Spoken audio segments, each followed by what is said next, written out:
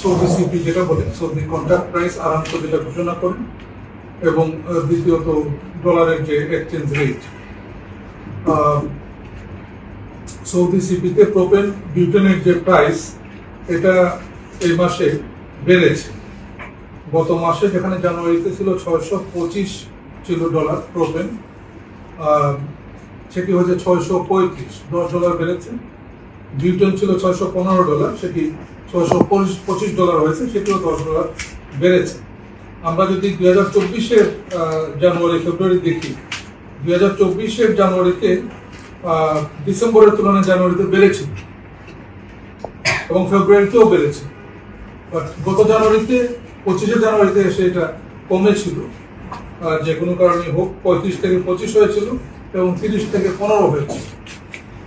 এটা কমাতে গত মাসে আমরা মোটামুটি দর পরিবর্তন রাখতে পেরেছিলাম। এই মাসে এসে যেহেতু সৌদি সিপির দাম $10 করে বেড়ে গিয়েছে, একই সঙ্গে ডলারের মূল্য হার যেটা সেটিও অল্প বেড়েছে। গত মাসে যেটা ডলারের মূল্য ছিল এক্সচেঞ্জ রেট 122.34 টাকা, এটি এই মাসে 122.65 টাকা, ফলে এখানেও একটু বেড়ে গেছে।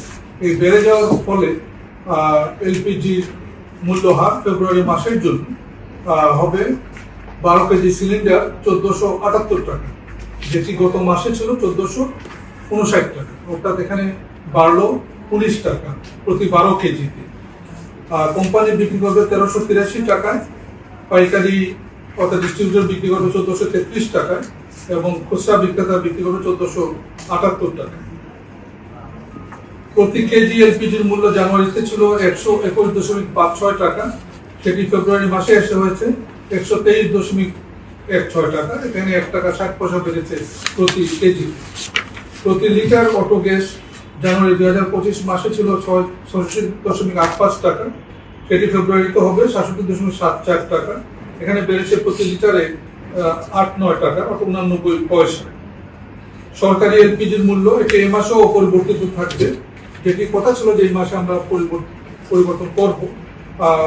একটি কমিটি কাজ করতেছে এই বিষয়ে, তাদের দায়িত্ব কাজ এখনো শেষ করতে পারেনি, তবে আমরা আশা করতে যে আগামী মাসে হয়তো এটা পরিবর্তন হবে এবং এটা বাড়বে।